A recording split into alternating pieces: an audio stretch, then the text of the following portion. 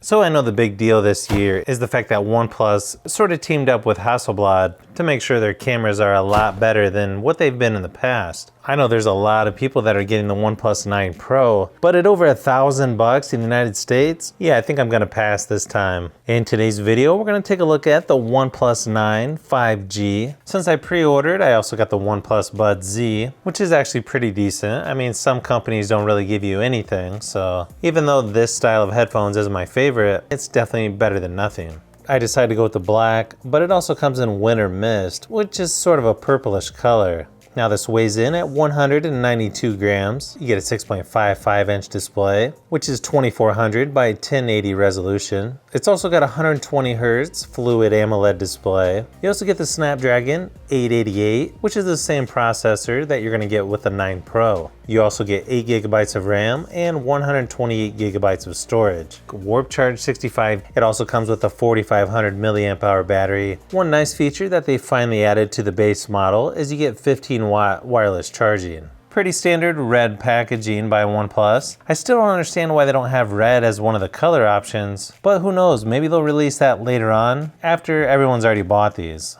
So let's go ahead and open it up and see what we've got.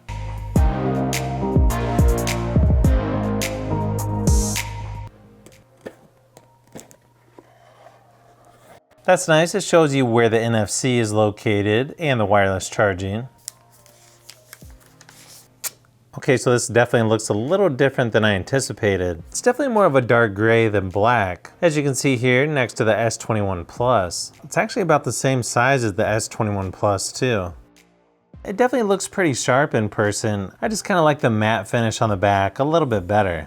You can see the Hasselblad branding there on the back camera.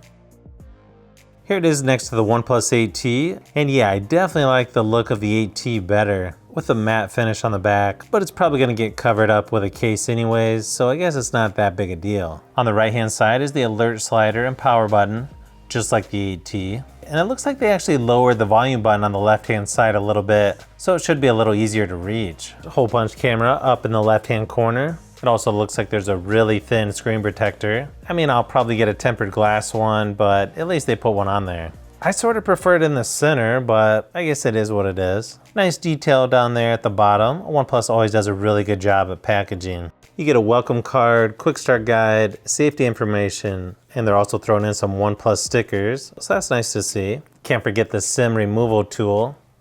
USB-C to USB-C charging cable. You gotta give it to them for sticking with the red color. This is definitely better than most. And here's the big Warp Charge 65 charging brick. All right, so that's everything included in the box. Let's go ahead and check out the software.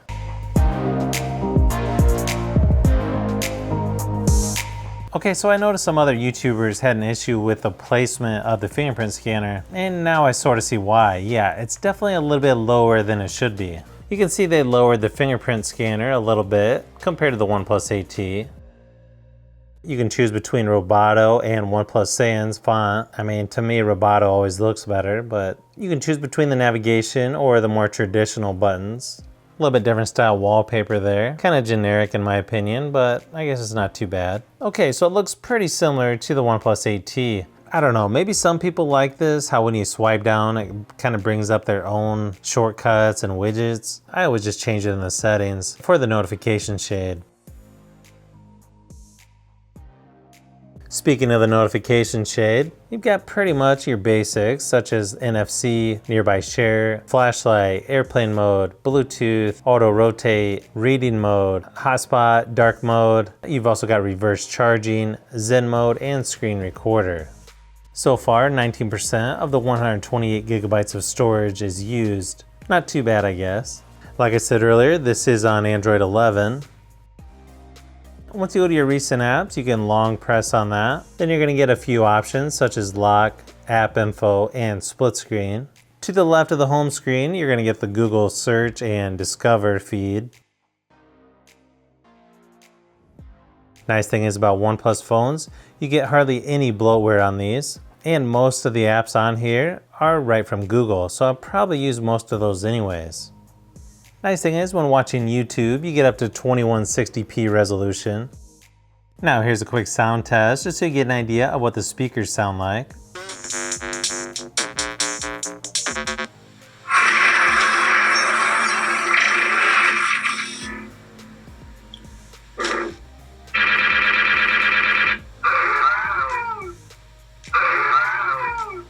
So I finally got one of the new Legacy Edition cabinets from Arcade 1UP, and I gotta say I was pretty excited when I saw these announced. I know some people that bought the earlier Wave 1 and Wave 2 cabinets might not be too excited because they probably already got these games. But for the people like me who held off on buying them or just wasn't able to get them for one reason or another, it's a pretty sweet deal. Okay, so yeah, the speakers on here are nice and loud. So of course the bottom fairing speaker is always louder than the top one, but I feel like overall you're gonna be pretty pleased with the speakers on here. And of course you're gonna get the alert slider that I think should be on all Android phones personally.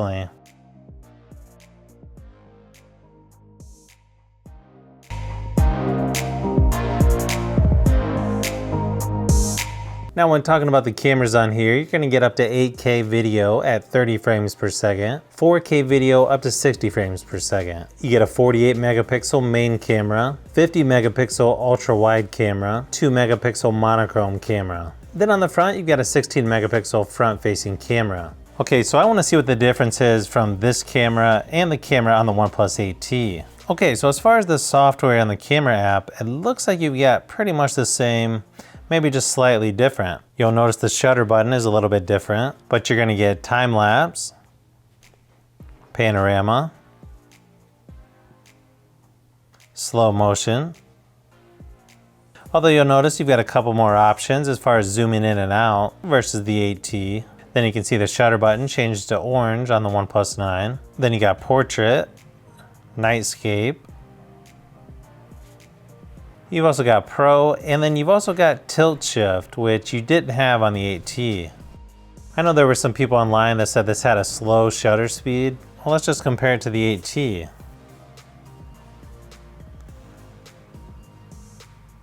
I don't know, that seems pretty similar to the 8T to me. To me, it looks really good, no matter if you're zoomed in or out. So far, I like what I'm seeing. Here's a few more samples of photos and video, just to give you an idea of what to expect. So it's kind of hard to tell from these photo samples, but in my opinion, I think the photos are really nice on this phone. Are they as nice as say on my Galaxy S21 Plus? Well, it just depends on the situation. It's definitely not gonna beat it on every photo, but I feel like it's pretty close to the same class as Samsung. Maybe not quite there yet.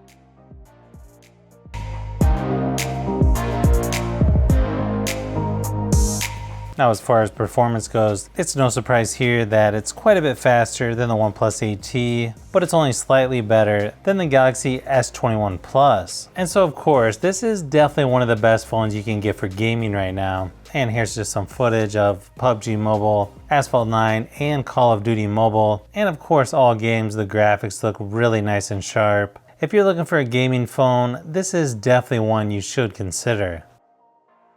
Not only that, the battery life on this is really good. In my battery drain test, it lasted 11 hours. Plus the fast charging on this is crazy fast. I mean, we're talking 50% charge in 10 minutes and fully charged in 28 minutes. Yeah, I'd say that's pretty fast. In my opinion, if you have the OnePlus 8T, this is definitely just a minor upgrade. And for me, I'd probably wait 6 months for the OnePlus 9T. But if you have an older OnePlus device, I think you're gonna like the addition of wireless charging, not to mention a lot faster warp charging. Plus you're gonna get a pretty good camera experience overall. And that definitely helped when they upped the resolution for the wide angle camera. So in my opinion, do you really need the OnePlus 9 Pro? Not really. Well, unless $200 is pocket change for you, then sure, go for the Pro. But for people that want to save money and still have a really good phone, I would say yeah, definitely go with the OnePlus 9.